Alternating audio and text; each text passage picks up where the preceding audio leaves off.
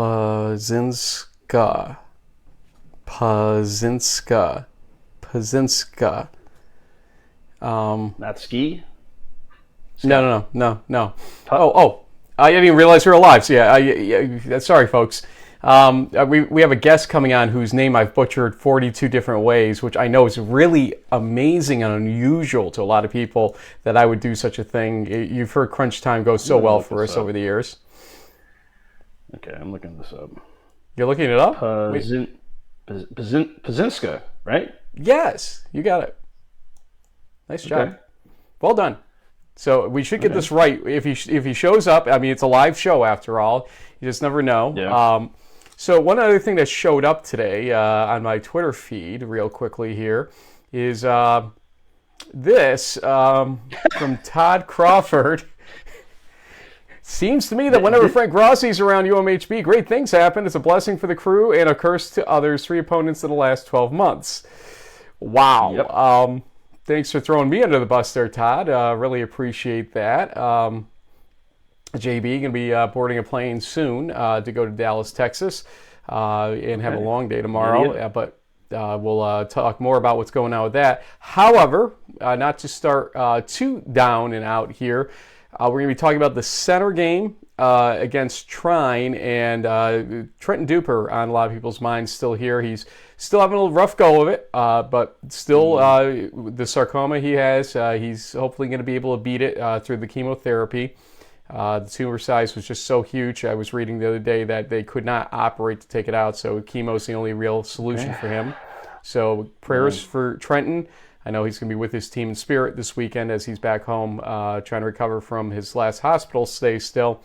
Good luck, Trenton. Yeah, well, speaking of cancer, we're going gold for Pediatric Cancer Awareness Month. I think it was about 9 years ago yesterday we met our little hero, Mighty Mikey Weinstein, through the Friends of Jacqueline and the U.S. Merchant Marine Academy.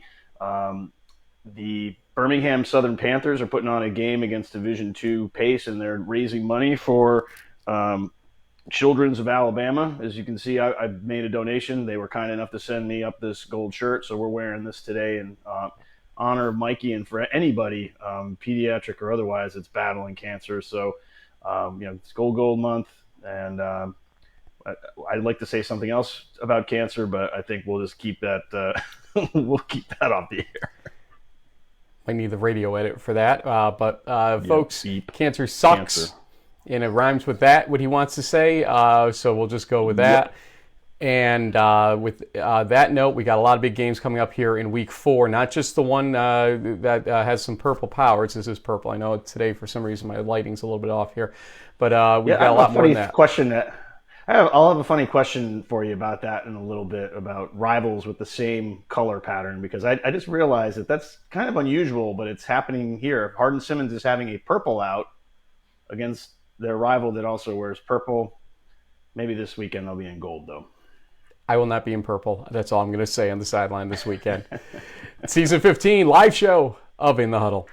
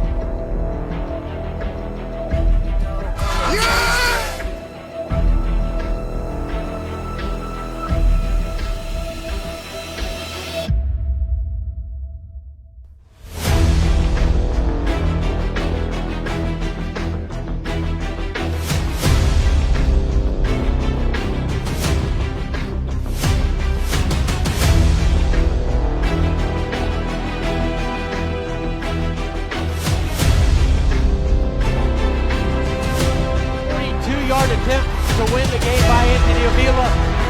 And they just get it away. The kick is up. And good. Mary Hart Baylor wins it as a buzzer. A 42-yard field goal. And the Bulls has won. Hardin Simmons 15-14 in the final.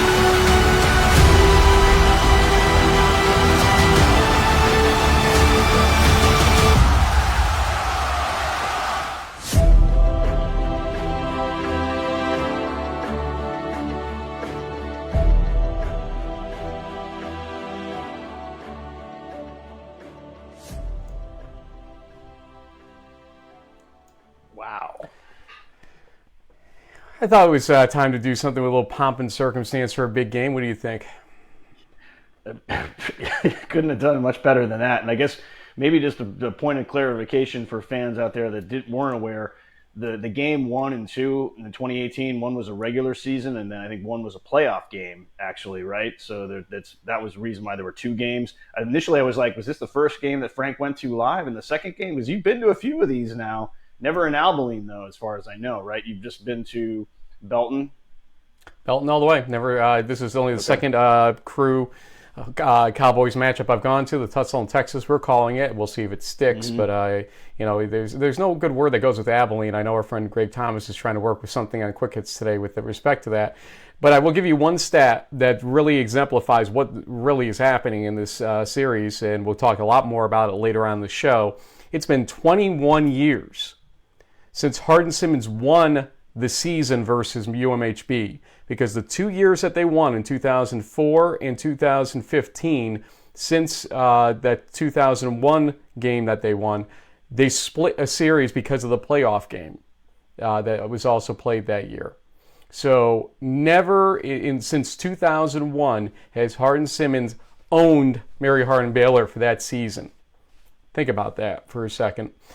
As we go to our Week 4 games of the week, and Abilene is just part of the fun here, JB, and I'm going to let you take it away here, and you can talk about some of the games that we've picked here and what we like about them, etc. Well, you only get one Friday night game this week, Frank. Just one. Only one. Moravian versus Hopkins in a Centennial Conference clash. I think Hopkins in the top 10. Probably the heavy favorite there, but at least you got some Friday night lights, D3 football. Pretty soon the Friday night games, I think, are going to be going away for a while, if not for good. But at least you get one tonight.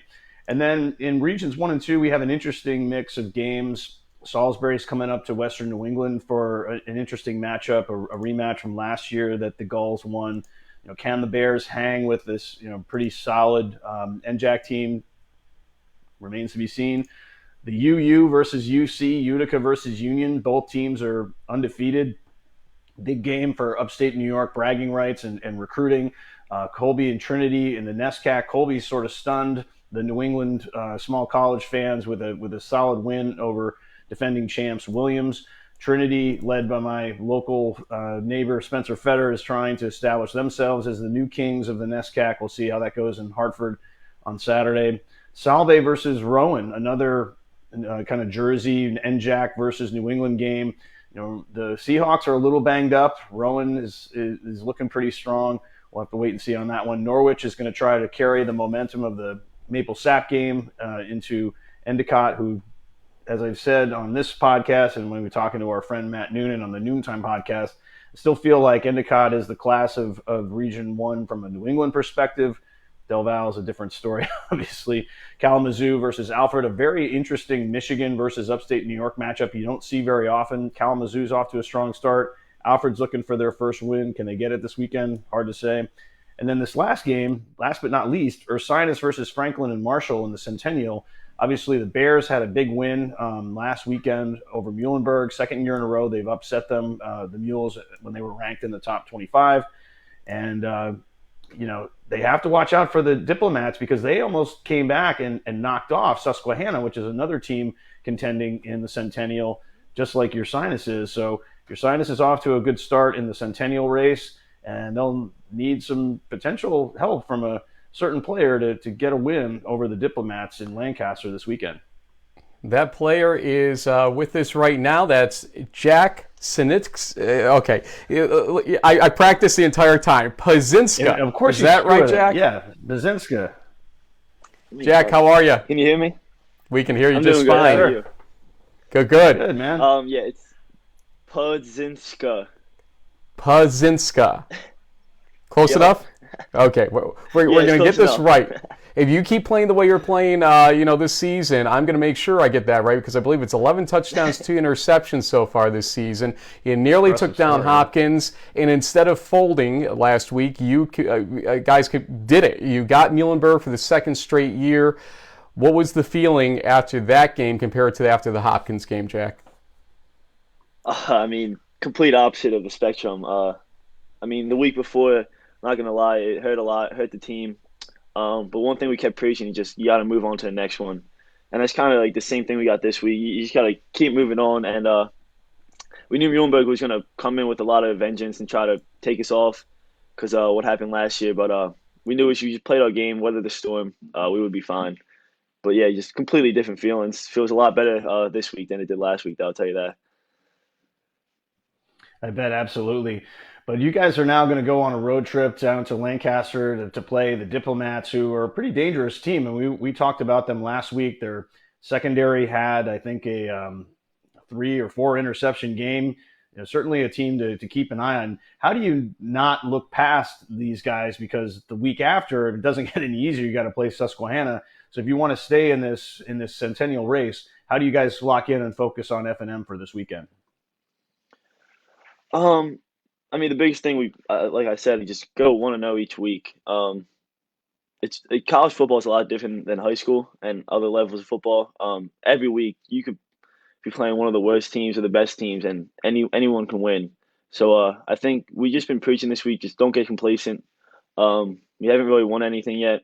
We haven't got a ring, a championship, or anything like that. So we know we have everything ahead of us that we want to do. So kind of just looking forward to go 1-0 each week, and that's kind of all we've been preaching. Jack, I've noticed something about you. I did a little research, and you're going to hate me for some of the research I did later on in this interview, but maybe not. We'll see how you feel about it. But the research here is you are 6 feet 160, and I'm having this funny feeling that a lot of people. I'll say 165. Oh wait, he's put on some weight. Okay, yeah, there we go. He ate some good food down there, and he's getting it up. But still, let's face it, a lot of people would not look at you as a prototypical college quarterback.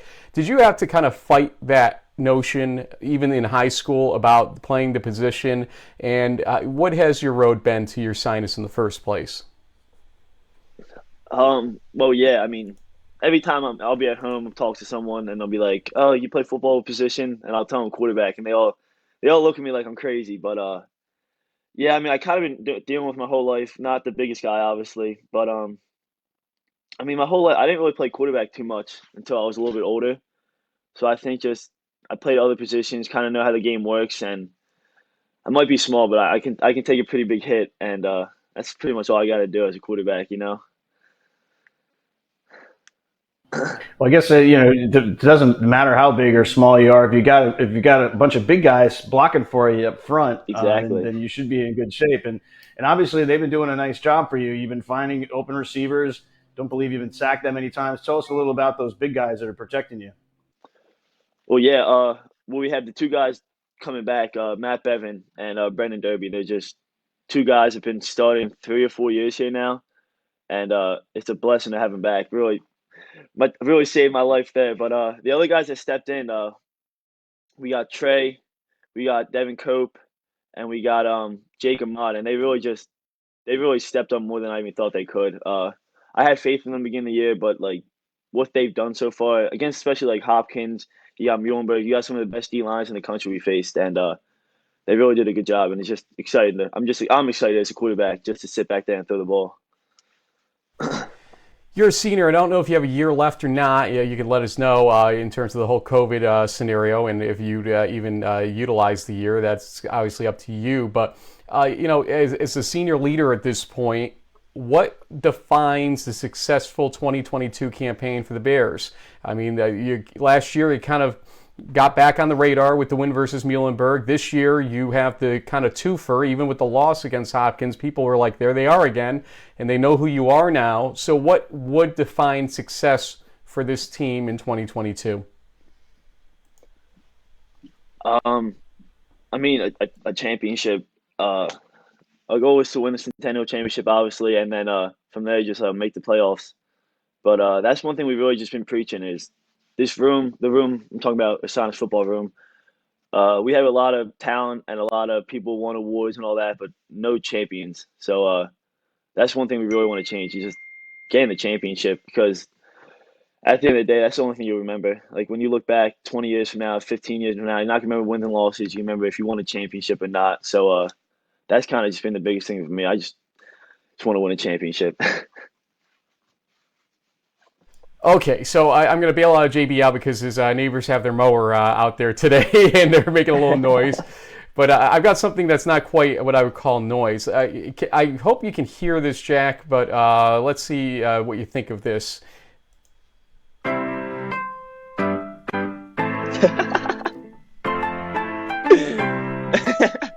This ring a bell? Yeah. Heads on a different chapter, popping bottles as the man. Yeah, that's just me and a few friends from home. We got this on SoundCloud. We do have to cut it at a certain point. I'll explain why in a moment, but we have no problem with that.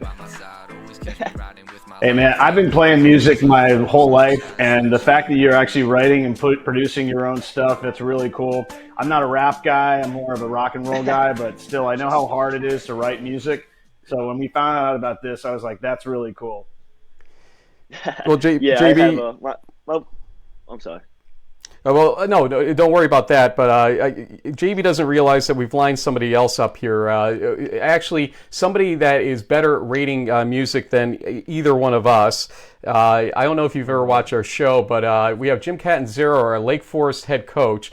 He's actually taught courses and taken some graduate courses on Wu-Tang Clan, among other things, in terms of...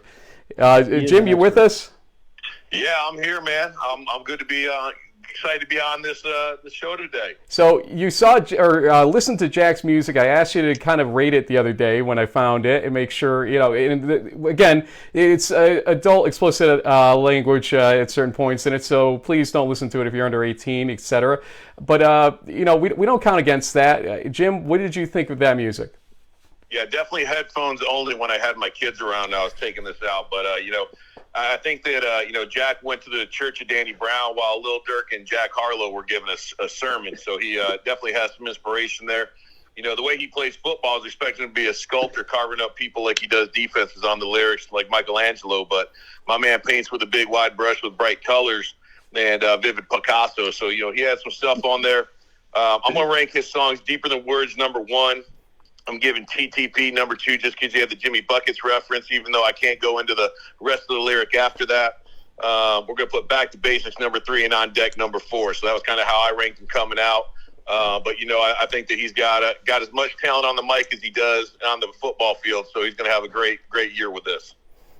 Jack, don't get all sappy about what he just said, because you may, if you get into the playoffs, see him in the playoffs at some point. It's possible. This is Forrester's having a good season so far. But what does that make you feel like hearing that from Coach Cat? No, that's great to hear. I really a lot of the songs. Not gonna lie, my one friend from home, his name's Gio Doskis. He's the music guy behind it all. He can play all the instruments, make all the songs. So I can't wait to tell him after this. He's gonna be laughing. Jim, any final thoughts before we let you go, and we'll finish up with Jack? Well, if we get a chance to meet up in the playoffs, we'll have a Friday night freestyle the night before the game, and we'll have a good time out on the field too. So hopefully we get a chance to do that. Sounds good. Coach, thanks for joining us.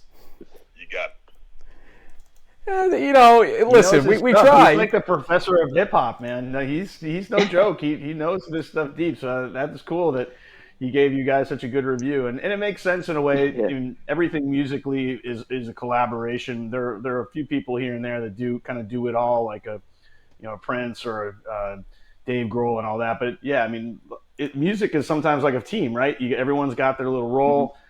Tonight I'm going to be performing. My job is just to be the singer, front guy, and the rest of the band is going to carry all the music. So it is definitely a team sport in many respects. Yeah. Back to football for a second here. Again, what I guess we look to players every so often to give us the definition of they're winning, they're losing. If your sinus is having a good game versus Franklin and Marshall, how do we know early in a game? Because obviously you get highs and lows throughout a game. What should people be watching for to know that it's your day absolutely in that game tomorrow? I'm really thinking if that run game to start off. I think we got one of the best running backs in the country by Tony Holden, and like I named already, the O-line. But I think if we get that run game started, they start packing the box a little bit, and I start doing what I do and just throw it over top. So I think that's with every game. I think if we start running the ball good, you're gonna know it's gonna be a good game for us the rest of the way. JB, do the honors. Well, Jack, other than gracing us with your football stuff, your rap, hip hop experience, we'd like to let you in on a little in the huddle tradition that we've been doing for 15 seasons now. It's hard to believe. Actually, tomorrow is going to be our 14th birthday, so we're teenagers. Congratulations! One, yeah. So we'd like to always have the student athlete guests do shout outs. Any friends, family, coaches, teammates, significant others. Just don't forget their names because we've heard people get in trouble for that. And so just as a heads up, Jack Wazinska, the floor is yours. Just want to give a shout out to my coach, Coach Thompson. I call him, from Springfield High School. He's been helping me out all summer. My grandparents down in Baltimore. My parents, I guess, friends from home, Springfield, Delco. Also want to give a shout out to my defense. Didn't really talk about them too much. And also my receivers, because I think we got some of the best receivers in the country as well. That's about it. Amen. Listen, we never know what we're going to get with these live shows. Hearing you, with the music, it made me realize that we probably had a little bit of a character on our hands, though. So I felt a little bit better when we knew that was happening. But I'm glad that you are the person receiving a little bit of the focus right now, because this team obviously has been, I hate to say it, but a doormat at times in the Centennial. And you guys are bringing it back right now, you and your team. And so be proud of that no matter what happens this season. You are on everybody's radar, and they take you seriously at this point in time. Much thanks to Jack Kaczynska. I don't know if you've heard, Jack, but this guy, who's a top 25 voter for D3Football.com, he put the Bears on his ballot this past week. So people are noticing. Love to hear it. Love to hear it. Keep it going. All right. Thanks, man. I appreciate it. Thank you More guys so people much for having should me. have. More people should have put them on on their ballot, honestly. And I call it out on Quick Hits later today on D3 Football. So look for that. Jack, thanks for joining us, and good luck. Thank you so much. Have a good one. Yeah, you too, man. So JB, as we transition here for a moment, I'm going to ask you to do something since we know where I'm going tomorrow. You did it when we were doing a little bit of our chat before the show, and I think it's appropriate now for you to go ahead and show people your musical skills. You're not just rock and roll, buddy.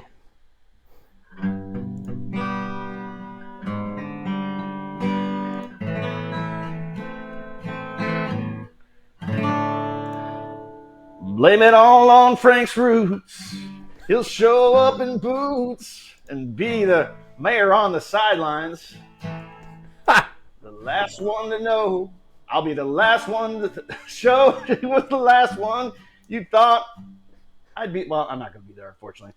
And you see the surprise and the look in their eyes as he stalks those sidelines in khakis.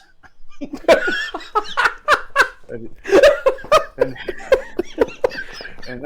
you'll say, honey, we may be through, but you'll never hear me complain, 'cause I got friends in low places. And the beer chases my blues away. Just take it easy on that during the game, Frank. Yeah. And I'll be okay. Okay, before we get DMCA'd for this show now, why don't we go to Region 3, where that game appears twice, actually 3 times if you really count it up. I'll give the floor back to you on Regions 3 and 4. Yeah, I mean, obviously this has been one of those games we've been talking about for months now. It shapes the playoffs every season. The winner is usually in, the loser is usually out, even if they go 9-1. In the case of Mary Hardin Baylor, though, they would be looking at a second loss. And would the defending national champs, if they finish 8-2, get a Pool C bid? Maybe, maybe not. You know, it's in the past, the committee has not been kind to a second ASC team. Now, the fact that we have some interesting stuff building up in the South, and you got, Bellhaven's now in the USA South. They have a big game against defending champs Huntington this weekend. Obviously Birmingham is taking on a D2 school. It's not, so we don't view that necessarily as a game of the week because it doesn't really affect the playoffs or anything like that. It's really more for a great cause. And, we wish them luck against D2 Point University. But yeah, these are really the main games in these two regions. And it's funny, I don't even think we have much other Region 4 stuff going on because it's just kind of conference play has kicked off. You're going to have some top teams playing some middle to lower rung sort of contender type stuff. It's not going to be as interesting as these matchups. Center versus Shrine that you mentioned at the top of the show is a big interregional one as well for both. I want to jump in on that for 1 second. Let's think about the fact that they thought they were going to have a quarterback when they did their summer game or spring game, whatever it was. They had Trenton Duper as their quarterback. They didn't know this was going to happen to them. And for them to start, 2-0, I believe, so far this season, center, against a Trine team that's very strong. This is a good game. On paper, this is going to be very interesting to see if center continues the momentum here. And, why wouldn't they be able to? Because it might take a week or two to get your footing with the new quarterback and get the rhythm, and they still won those games, they can definitely compete with Trine. There's no doubt in my mind here. So this is a good game. I'm interested to see how it turns out tomorrow. And staring me right in the face, as I said, my comment from before, is actually a great Region 4 matchup between Heidelberg and John Carroll University, which your pick, the OAC, my pick. Duh, way to go, Baker. The interesting thing, Frank, is that this time around, Heidelberg is actually the favorite coming in. They're the top 25 ranked team. Carroll had that week 1 loss against Washington Jefferson, who just lost last weekend. Are the streaks, have they taken a step back? Should Heidelberg come in and win this game by a lot? I don't know. The Student Princes have a very strong squad, and they're making a case to be potentially right in the discussion with Mount Union for that championship run. We'll have to wait and see. Carroll could play spoiler, and that happens a lot in these conference games, though. Regions 5 and 6 are here. Let's finish it out. Yeah, so speaking of big conference games, can Bethel hang with St. John's? This is potentially the first of 2 matchups between these teams, because that's what we saw last year. Wheaton versus Augustana is a big matchup in the CCIW. Gustavus Adolphus versus Concordia Moorhead is an important matchup out in Region 5. And then obviously the West Coast, we've seen Redlands unfortunately sort of drop off. So there's opportunities for teams like Chapman, Mudd Scripps, or Whittier, or Pomona Pitzer actually to jump in and maybe make a claim to that SCIAC title down the road. But I think we seem to be in agreement on both of these 2 regions. We've got. I don't think it's happened this season yet, actually, that we've got the same on both of them on the same page. Yeah. So, I think the St. John's Bethel game will be telling where the MIAC stands. I mean, Bethel winning that game would be considered a pretty significant upset at this point, with St. John's being ranked number 2, I think, in the D3Football.com top 25. And Rosti may still be out as their quarterback, don't forget, too, for Bethel. So that would be a huge problem for them. Yeah, and in spite of the loss to Trinity on the missed extra point, I mean Wheaton's still considered by most a top 15 type of program. They will be favored against Augustana, but the Augies are off to a good start too. I think they're still undefeated potentially, and so who knows? Ignore the thing on top there. It doesn't matter. Doesn't mean a thing. Doesn't mean a thing, JB. Don't you worry. By 2, okay. Yeah, you had a great week last week. I don't know. I'm trying to think back on last season if there was ever a time either one of us got everything right in a weekend. I mean, we were usually, our average hit rate for the whole season was around 72-ish%.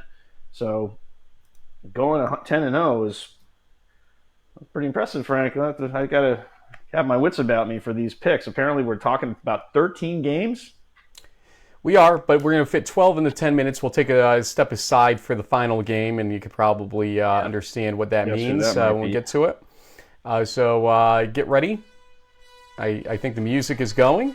You're going to be going first, I believe, this week. And so I'm going to put it up on the screen, which is Salisbury at Western New England to start.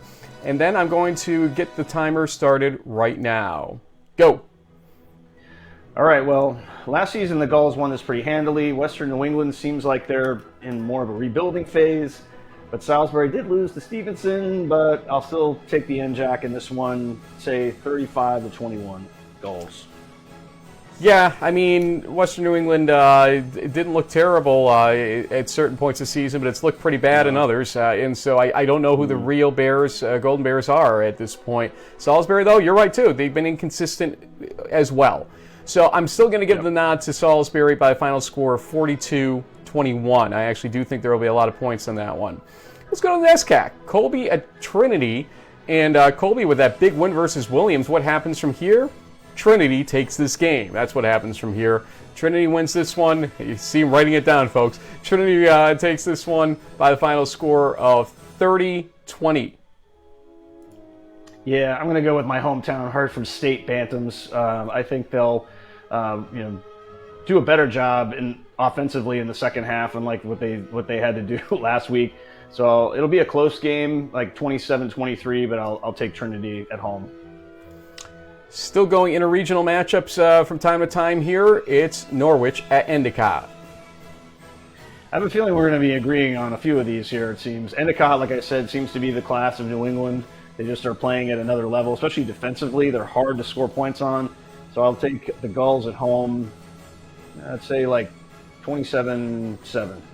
31-7 is actually what I was going to say. Same reason. I mean, they've barely given up any points this season with those first 2 games as shutouts. So, I mean, why should they stop now in that respect? Here's a really appealing game.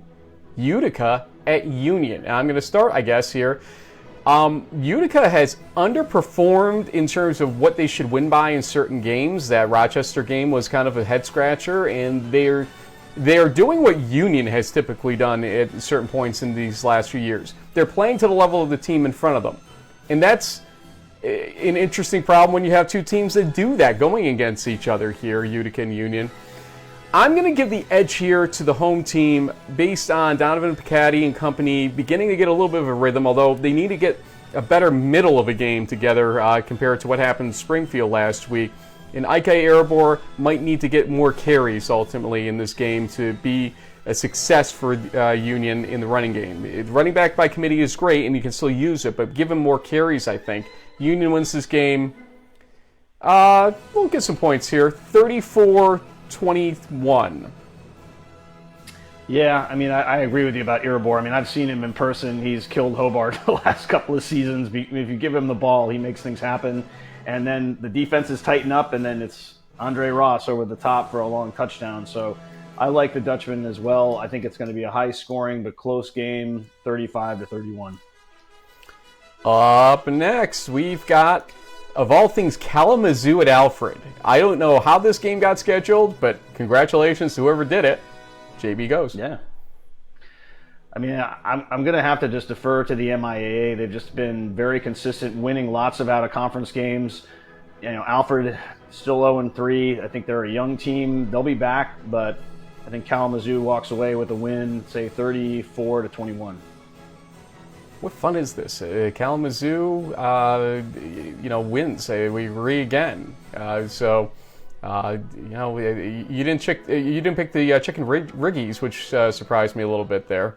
Yeah, I thought about that, but this Eurobor and Ross are just a lot to deal with. So now with Kalamazoo, we agree with this. Rossi's too. Yeah, 30-17 in favor of Kalamazoo in this game. Let's continue with our guest versus Franklin and Marshall. This could be a letdown game for them, Frank. You know what? I'm gonna take the powder on this. I'm gonna take the Diplomats. And after what happened last week, where I basically said they didn't stand a chance in hell, Ursidus, maybe they're going to use that as motivation here. So it's a win-win for me, ultimately. I think Franklin Marshall does have a certain rhythm going this season. I'm going to pick them to win this game 35-28. Wow.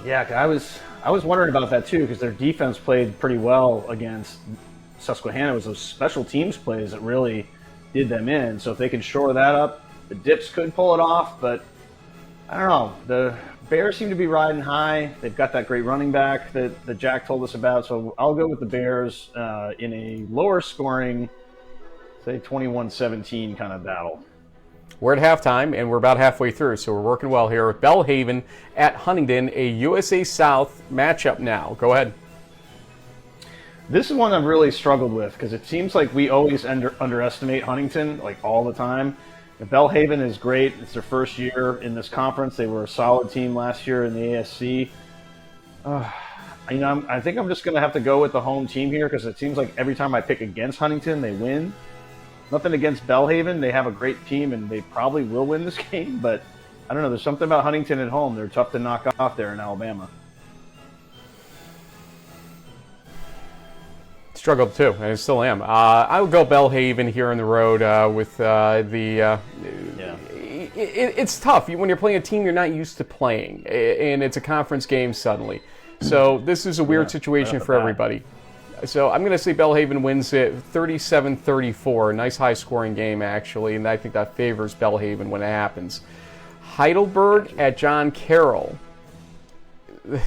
Donaldson, listen, you're right. New York guys got to stick together. Your defense has been playing lights out. Heidelberg wins this game 27-10. Yeah, I'll stick with the Student Princes also, even though it's a home game for John Carroll and they're coming off a big win over a conference rival. But they struggled with a little bit here and there. I mean, the score was kind of more lopsided due to the pick six. But anyway, yeah, I'll take Heidelberg 28-14.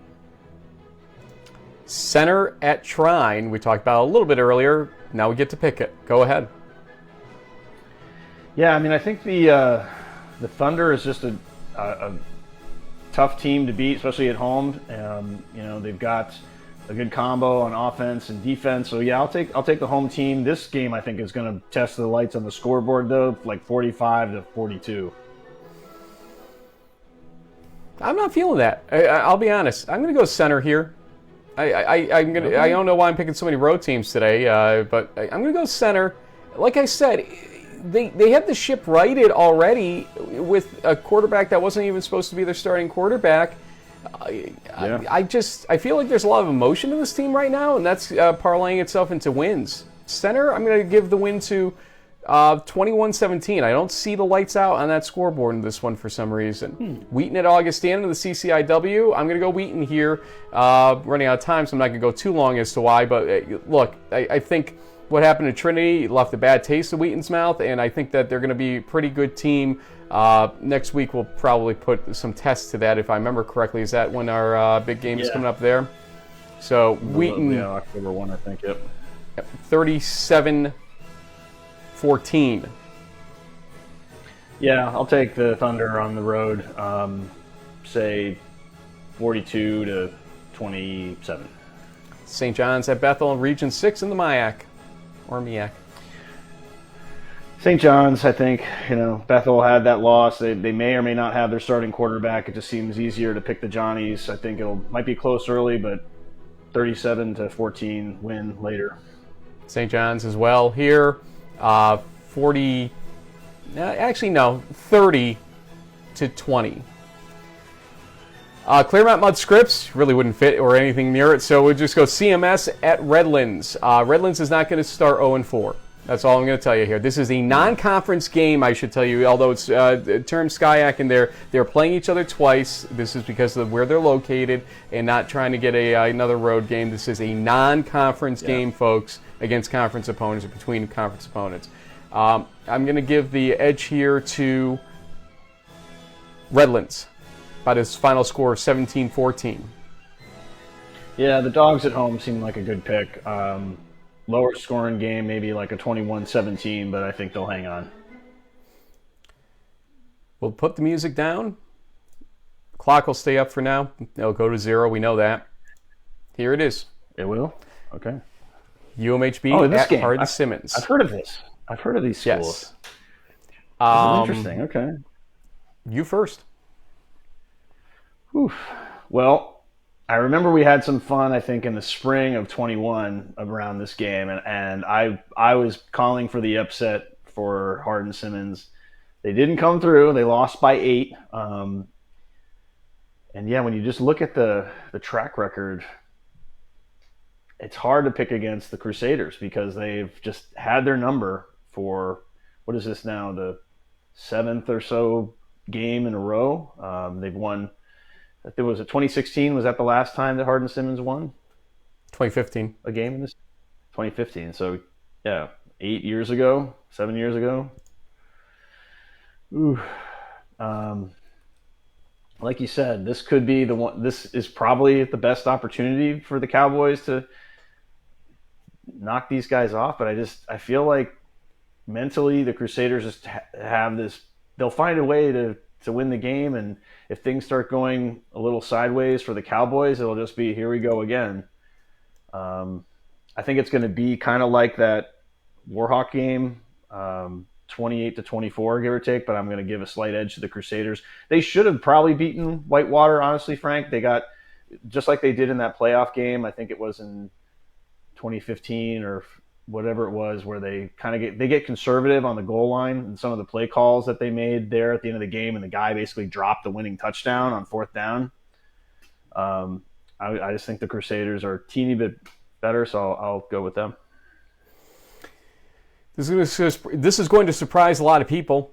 I am not picking UMHB in this game. And here are my reasons for it. The defense is a problem right now compared to what they should be at. They have given up 300-plus yards in every game this season so far, all 3 of them. And they've also not been able to generate plays for the offense versus Wisconsin Whitewater, only 51 plays for the offense of Mary Hardin-Baylor. Last week, even in the big win, just 50. Now, I understand, and I say this in quick hits today, scoring fast can mean, not many plays. I get that. But something still should be turning over the ball on defense quick against that same team. Against Southwestern, they should have been able to equalize the number of plays in a way that even gave Mary Hardin-Baylor a slight advantage, so that later in the game when they're running plays with their second stringers, they're still getting the advantage in that situation. So something's not right here right now with the defense. So is the offense of Mary Hardin-Baylor the problem? Not usually. And they'll score. They will get points in this game, no doubt. Yeah. The problem is they're going to end up with a shootout situation, I fear, here, versus Hardin-Simmons. And Hardin-Simmons is going to play the RPI method. Shorten the game, use the runs, get the first downs as they need them, take the play clock down to 2-3 seconds, and make this thing so that Mary Hardin-Baylor has, again, 50 plays on offense. So I think despite Galen Glenn's numbers from last week, which were pretty paltry for a game where we had 40 to very little on the scoreboard. Yeah. Zippo. Yeah, I think the running game of Hardin-Simmons will be enough to carry them through. Rip off 20, 15-yard runs here, there, and everywhere. It might actually happen in Abilene. I'm going to pick Hardin-Simmons in this game 28-24 in their favor. So, yeah, similar Same score. but flipped it over. Okay, interesting. All right, well, And we agreed on a lot, but we do have a couple of let's see, 1, 2, 3, 4 games where we're not on the same page. So that'll be the swing. We'll see what happens. JB, in case people missed it at the front of the show, we'll play this one more time, talk about our coverage coming out of it. One moment here, though, and sit back and relax.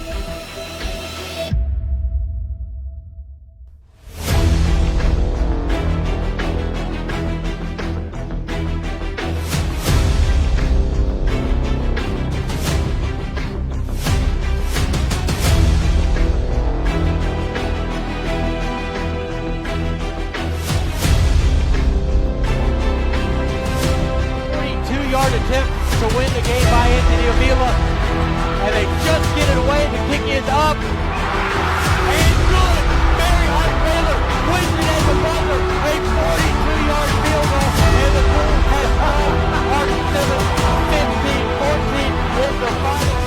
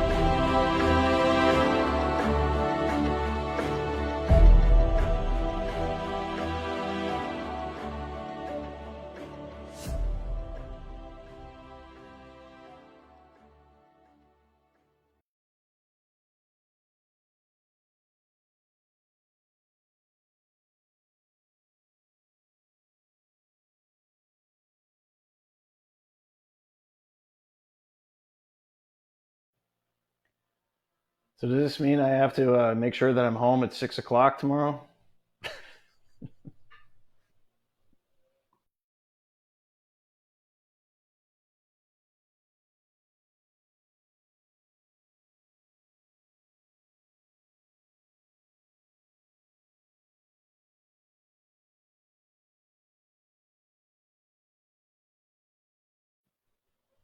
Talking on the mute button again, Frank. That's what's going on. So a lot of people. I was like, there was a dramatic pause. I was like, wait a minute, okay.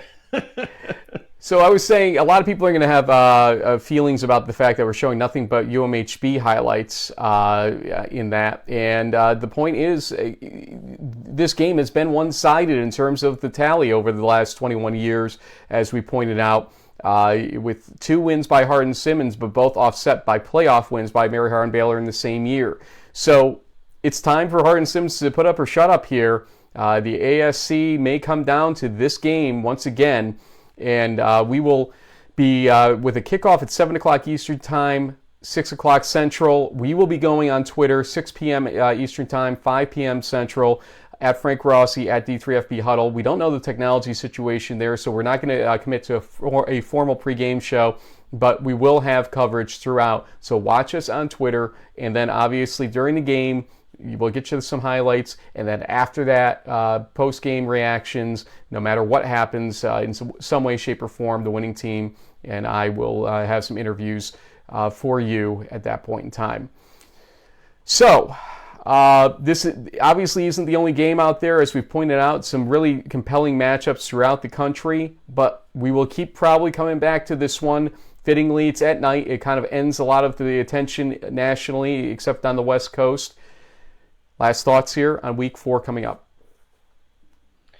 Well, we're kind of at the point in the season where out-of-conference games, your last tune-up is either happening this weekend, or you're kicking off, or you've already started your conference season for the conferences with more teams.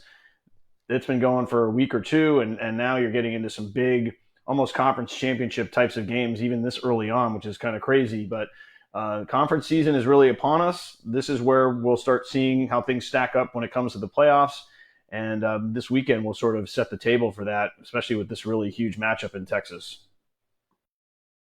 Yeah, Wisconsin kind of taking the week off. They're getting to watch this, sit back, relax, and see what this Pool C race will end up looking like to a certain degree. Yeah, really. But Pool C is going to be so interesting based on the carnage we've seen in the out-of-conference games across the country with the major matchups that we've had. The committee's going to have one of their hardest jobs ever this year with Pool C, despite only having 5 teams to pick from, from probably a collection of about 15-ish that present themselves as good options every year, it seems like. So we'll see. If they had to dig down into 8-2, that opens up a whole can of worms, and that means the regional rankings will matter more than ever. We'll see those for the first time in about 5 weeks. So we're a long ways off there, folks. But in the meantime, we'll give you some best estimates, guesstimates, and everything else here on In the Huddle. JB, I will see you next time we see each other technically on camera in Abilene, Texas. So excited to get there. Excited to see this game. A little less foolishness, a little bit more pomp and circumstance here of what this game means, because it is huge. We cannot underestimate it. And we will see you at that tussle in Texas in Abilene tomorrow.